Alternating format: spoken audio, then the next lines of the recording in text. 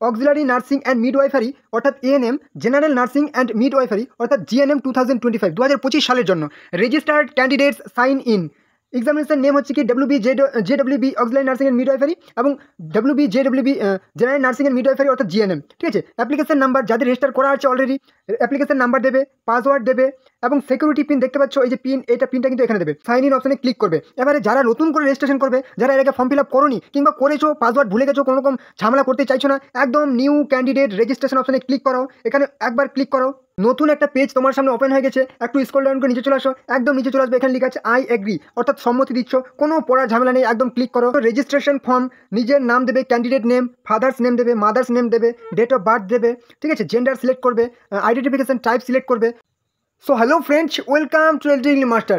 এই মুহূর্তে ANM GNM নার্সিংয়ের 2025 নিয়োগের গুরুত্বপূর্ণ আপডেট তোমাদের কিন্তু অনলাইনে আবেদন পদ্ধতি, অনলাইনে ফর্ম ফিল আপ শুরু হয়ে গেছে, অফিসিয়াল নোটিফিকেশান পাবলিশ হয়ে গেছে এবং ফর্ম ফিল আপ চলছে। দেখে নাও বিস্তারিত কীভাবে ফর্ম ফিল আপ করবে। এবং তোমাদের যদি এই ভুলটি করলেই কিন্তু পরীক্ষা বাতিল হয়ে যাবে, ছেলে মেয়ে উভয় কিন্তু অ্যাপ্লাই করতে হবে। অবশ্যই ডিটেলসে দেখে নাও কীভাবে ফর্ম ফিল আপ করবে এবং পরীক্ষা কবে, পুরো ডিটেলস কিন্তু আজকে ভিডিও থাকছে।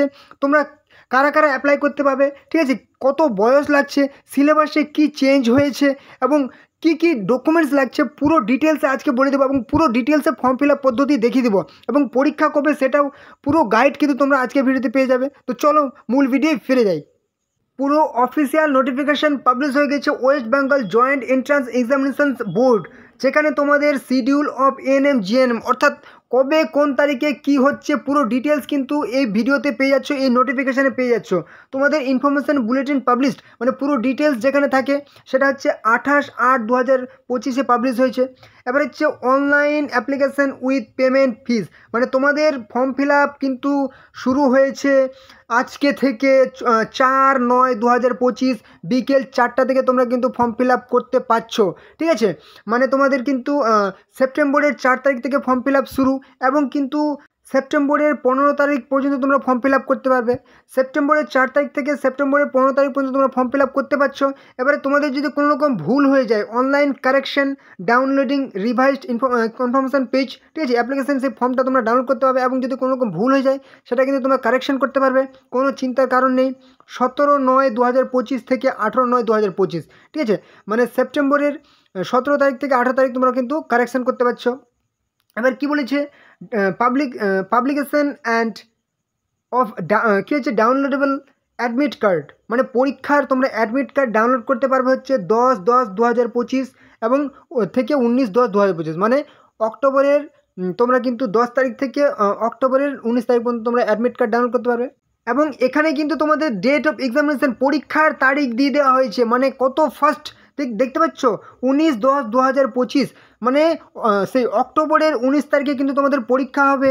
সানডে রবিবার পড়ছে, সেই দুপুর 2টো থেকে 1:30টা পর্যন্ত তোমরা কিন্তু পরীক্ষা দিতে হবে। ঠিক আছে, নেক্সট দেখে নাও ইনফরমেশান বুলেটিন, পুরো ডিটেলসে আগে দেখিয়ে দেবো যে কারা কারা অ্যাপ্লাই করতে পারছো, কী কী চেঞ্জ হয়েছে। এএনএম জিএনএম 2025 2025 সালের জন্য এএনএম জিএনএমের নিয়োগ। তো প্রথম থেকে তোমাদের খুবই গুরুত্বপূর্ণ পয়েন্টগুলি কিন্তু আমি তুলে ধরবো। কি বলেছে, এক্সামিনেশান হবে 2025-এর জন্য, সেই এক্সামিনেশান ডেট কিন্তু তোমাদের দিয়ে দেওয়া হয়েছে, সেই 19শে অক্টোবরে তোমাদের পরীক্ষা হবে। এবারে তোমাদের সিলেবাসটা দেখে নাও, খুবই গুরুত্বপূর্ণ, তোমরা কিন্তু সিলেবাসটা দেখে নাও। এবারে লাইফ সায়েন্স তোমাদের কিন্তু 30টি প্রশ্ন থাকছে, ঠিক আছে, ক্যাটাগরি 1-এ 30টি প্রশ্ন থাকছে এবং ক্যাটাগরি 2-এ কিন্তু 10টি প্রশ্ন থাকছে। টোটাল কিন্তু তোমাদের কিন্তু যদি নাম্বার ধরা হয়, যদি প্রশ্ন ধরা হয় তাহলে কিন্তু 40টি প্রশ্ন হচ্ছে, 30 আর 10 40 এবং টোটাল মার্কস কিন্তু 50 হচ্ছে। কারণ তোমাদের কিন্তু ক্যাটাগরি 1-এ কিন্তু প্রত্যেকটি প্রশ্নের নাম্বার হচ্ছে 1 করে এবং ক্যাটাগরি 2-এ কিন্তু নাম্বার তোমরা পেয়ে যাবে 2 করে। ঠিক আছে, মানে এখানে তুমি 10 × 2 = 20 পেয়ে যাচ্ছ আর এখানে 30, মানে 50 তোমাদের টোটাল মার্কস। এবার হচ্ছে ফিজিক্যাল সায়েন্স, ভৌত বিজ্ঞানের ক্ষেত্রে তোমাদের কিন্তু ফিজিক্যাল সায়েন্সের ক্ষেত্রে 15টি প্রশ্ন থাকবে ক্যাটাগরি 1 এবং 5টি প্রশ্ন থাকবে ক্যাটাগরি 2-এ। টোটাল কিন্তু প্রশ্ন হচ্ছে 20টি এবং তোমাদের কিন্তু 25 নাম্বার থাকছে। এবারে বেসিক ইংলিশ 15 নাম্বার থাকবে, ক্যাটাগরি 1-এ থাকবে, মানে টোটাল প্রশ্ন হচ্ছে 15 নাম্বার এবং টোটাল মার্কস কিন্তু 15 থাকছে। ঠিক আছে, ম্যাথমেটিক্স 10 নাম্বার থাকছে এবং 10টি প্রশ্ন 10 নাম্বার পেয়ে যাচ্ছ। জেনারেল নলেজ এখানে কিন্তু তুমি 10টি প্রশ্ন থাকছে, টোটাল, এবং 10 নাম্বার কিন্তু পেয়ে যাচ্ছ। এবারে যদি বলা হয় রিজনিং, 5টি প্রশ্ন থাকছে টোটাল, এবং কিন্তু 5 নাম্বার পেয়ে যাচ্ছ। এবারে নেক্সট দেখে নাও টোটাল তোমাদের একদম ইন টোটাল কিন্তু তোমাদের 85টি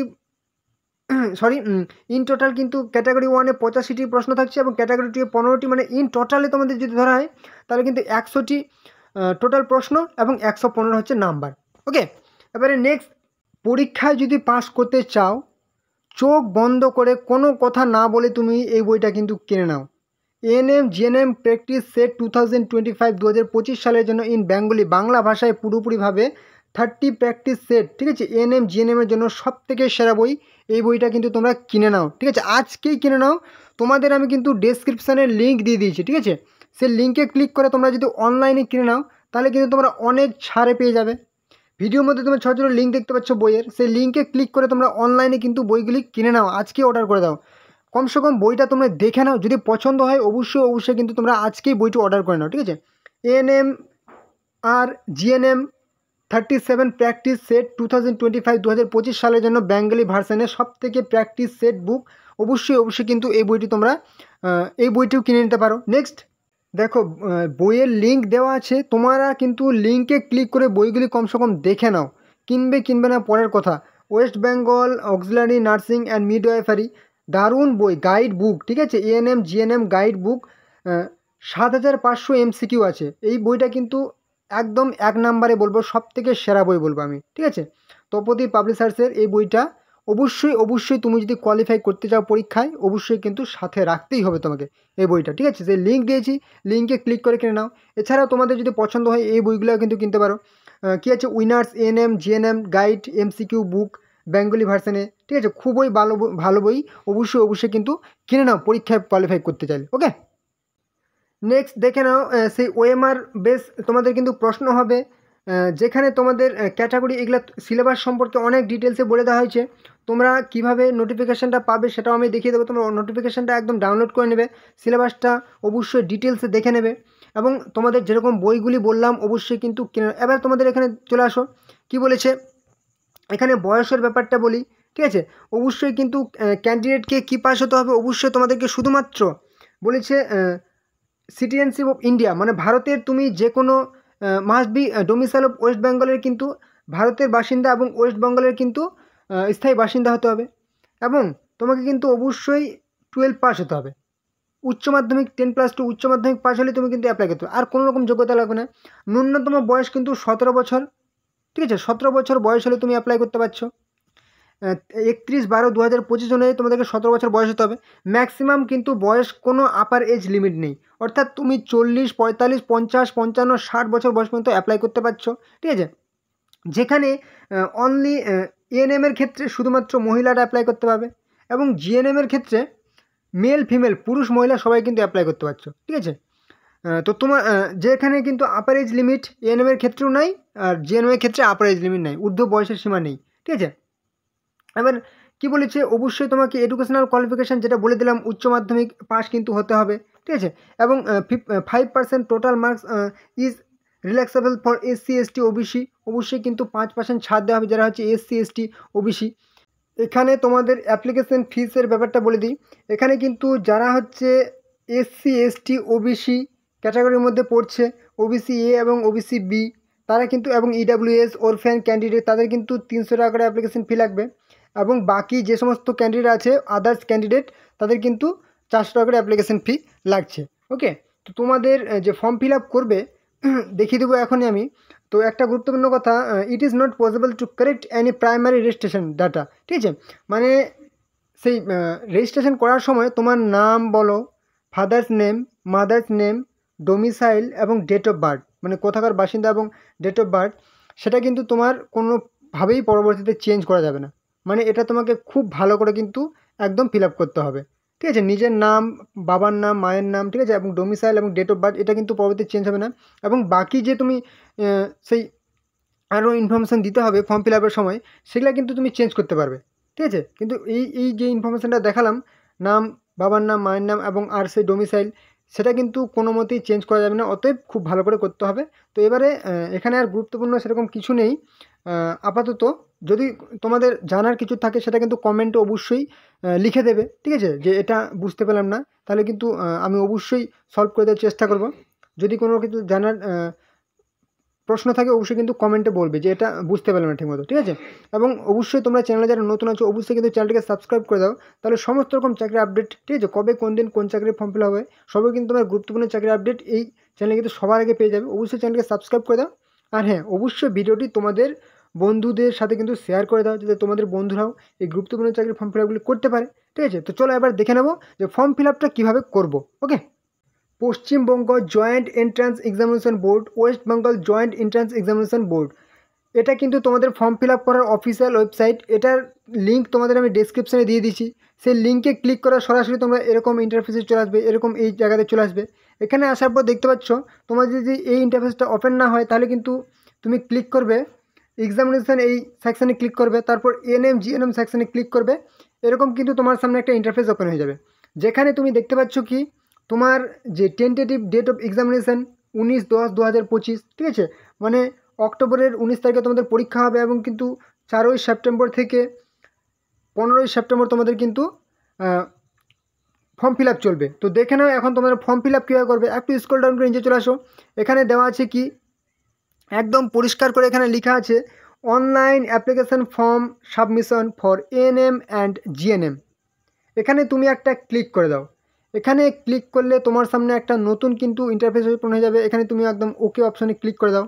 এখানে ওকে অপশানে ক্লিক করলে ঠিক এরকম একটা পেজ তোমাদের সামনে ওপেন হয়ে যাবে, যেখানে লেখা আছে দেখতে পাচ্ছ যে কিসের জন্য তুমি ফর্ম ফিল আপটি করছো। এখানে লেখা আছে WB JWB auxiliary nursing and midwifery and general nursing and midwifery, এটা কিন্তু ফর্ম ফিল আপ করছো তুমি। তুমি যদি আগে থেকে ফর্ম ফিল আপ করে থাকো, তোমার যদি অ্যাপ্লিকেশান নাম্বার থাকে তাহলে কিন্তু অ্যাপ্লিকেশান নাম্বারটা এখানে দেবে, পাসওয়ার্ড এখানে দেবে এবং সিকিউরিটি পিন এই যে দেখতে পাচ্ছ এটা কিন্তু এখানে টাইপ করবে, ঠিক আছে? সিকিউরিটি পিনটা যদি তুমি ভালো করে দেখতে না পাও এখানে কিন্তু ক্লিক করলে তোমার সেটা এই যে মানে বলে দিচ্ছে সিকিউরিটি পিনটা তোমাকে বলে দিচ্ছে যে তুমি এই সিকিউরিটি পিনটা কিন্তু এই যে এখানে টাইপ করে দাও, ঠিক আছে? এবার টাইপ করলে এবার হচ্ছে সাইন ইন অপশানে ক্লিক করো। যারা এর আগে ফর্ম ফিল আপ করেছো তারা কিন্তু এটা এই অপশানটা চুজ করবে, ঠিক আছে? সাইন ইন অপশানে ক্লিক করো এবং ফর্ম ফিল আপটি সম্পন্ন করো। এবার হচ্ছে যারা নতুন করে ফর্ম ফিল আপ করতে চাইছো, ঠিক আছে, এর আগে মানে কোনো রকম জানো না যে ANM GNM nursing form fill up কীভাবে করে, তারা একদম দেখতে পাচ্ছ নিউ ক্যান্ডিডেট রেজিস্ট্রেশন এই অপশানটা দেখতে পাচ্ছ, এখানে কিন্তু তুমি ক্লিক করে দাও, ঠিক আছে? নিউ ক্যান্ডিডেট রেজিস্ট্রেশন এই অপশানটা তুমি ক্লিক করে দাও। এখানে ক্লিক করলে তোমার সামনে আবার একটা নতুন ইন্টারফেস ওপেন হয়ে যাবে। এখানে একটু স্ক্রল ডাউন করে নিচে চলে আসো। এখানে স্ক্রল ডাউন করে নিচে চলে আসলে তোমাকে কিন্তু এখানে একটা মানে আই এগ্রি অপশান দেখাচ্ছে, মানে তুমি এখানে কিন্তু সম্মতি দিচ্ছ। এখানে তুমি একবার টিক মেরে দাও, এখানে টিক মেরে দাও। এখানে টিক মারলে আবার একটা তোমার সামনে নতুন ইন্টারফেস ওপেন হয়ে যাচ্ছে, যেটা কিন্তু তোমার একদম রেজিস্ট্রেশন কীভাবে তুমি সম্পন্ন করবে রেজিস্ট্রেশন ফর্ম দেখতে পাচ্ছ। এখানে ক্যান্ডিডেট নেম দেবে, মানে যার জন্য ফর্ম ফিল আপ করছো তার নাম দেবে, ফাদার্স নেম দেবে, বাবার নাম দেবে, মাদার্স নেম দেবে, মায়ের নাম দেবে। এটা কিন্তু খুবই ভালো করে দেবে, পরবর্তীতে চেঞ্জ করা যাবে না। ডেট অফ বার্থ সিলেক্ট করবে, ডে, দিন, মাস, বছর। এবার হচ্ছে জেন্ডার সিলেক্ট করবে, তুমি কোন জেন্ডার, মেল, ফিমেল বা ট্রান্সজেন্ডার। এবার হচ্ছে আইডেন্টিফিকেশান টাইপ, মানে তুমি এখানে কোন আইডেন্টিফিকেশান সে আইডেন্টিটি কার্ড দিতে চাইছো, ভোটার নাকি আধার নাকি কোন আইডেন্টি কার্ড দিতে চাইছো সেটা কিন্তু সিলেক্ট করবে। এবার সেটার কিন্তু নাম্বারটা এখানে তুমি দিয়ে দেবে, ঠিক আছে? যে ভোটার সিলেক্ট করলে এবার তুমি সে ভোটার কার্ডের নাম্বারটা এখানে দিয়ে দেবে। এবার কন্ট্যাক্ট ডিটেলস তুমি কিন্তু অবশ্যই তোমার মোবাইল নাম্বার এখানে দেবে, ঠিক আছে? মানে অ্যাক্টিভ মোবাইল নাম্বার যেটার সাথে যোগাযোগ করলে পরবর্তীতে পাওয়া যাবে, এবং এখানে টিক মেরে দেবে, মানে তোমার কিন্তু নোটিফিকেশান বা পরবর্তীতে কোনো যদি আপডেট থাকে সেটা কিন্তু তোমার মোবাইলে SMS চলে যাবে। ইমেল নাম্বার দিয়ে দেবে, ঠিক আছে, এবং টিক অপশানে ক্লিক করে দেবে। এবার তুমি কিন্তু একটা খুব ভালো দেখে একটা পাসওয়ার্ড এখানে তৈরি করে দাও, ঠিক আছে? খুব সুন্দর দেখে একটা পাসওয়ার্ড স্ট্রং দেখে যদি খুব সহজে জানা না যায়, এবং সেই পাসওয়ার্ডটা এখানে আবার টাইপ করো, ঠিক আছে? এবার সেই এই পিন দেখতে পাচ্ছ সিকিউরিটি পিন, এটা কিন্তু এখানে দিয়ে দাও এবং সাবমিট অপশানে তুমি ক্লিক করো। তোমার যে প্রাথমিক রেজিস্ট্রেশন প্রক্রিয়া সেটা কিন্তু সম্পন্ন হলো, ঠিক আছে? এবারে তুমি নেক্সট অপশানে ক্লিক করে কিন্তু তুমি ফর্ম ফিল আপটি করতে পারো, কিংবা তুমি যদি লগ আউট হয়ে যাও আবার নতুন করে লগ ইন করবে এবং সে পাসওয়ার্ডটা দিয়ে এবং সে অ্যাপ্লিকেশান নাম্বার দিয়ে লগ ইন করে নেবে এবং ফর্ম ফিল আপটি সম্পন্ন করবে। আজকের ভিডিওতে কিন্তু আমি পুরো ডিটেলসে ফর্ম ফিল আপ দেখালাম না।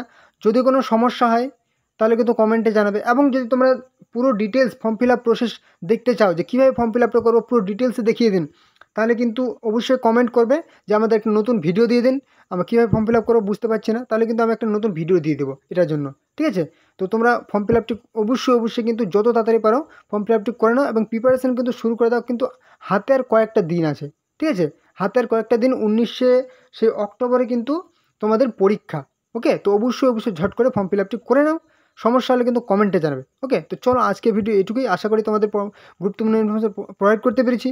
তোমরা চ্যানেলে যারা নতুন আছো অবশ্যই কিন্তু চ্যানেলটাকে সাবস্ক্রাইব করে দাও, তাহলে সমস্ত রকম চাকরির আপডেট, ঠিক আছে, কবে কোন দিন কোন চাকরির ফর্ম ফিল আপ সবাই কিন্তু তোমরা এই চ্যানেলে জানতে পারবে। অবশ্যই সাবস্ক্রাইব করে দেবে এবং অবশ্যই ভিডিওটি তোমাদের বন্ধুদের সাথে কিন্তু বারবার করে বলছি শেয়ার করে দাও, ঠিক আছে, তোমাদের বন্ধুরা যেন জানতে পারে, কেউ যেন বাদ না পড়ে, ঠিক আছে। অবশ্যই শেয়ার করে দেবে, অবশ্যই লাইক করো, আর যেটা বললাম কোনো রকম সমস্যা হলে কিন্তু কমেন্টে জানাবে, ওকে। তো চলো পরবর্তী ভিডিও আবার দেখাবে। জয় হিন্দ, জয় ভারত।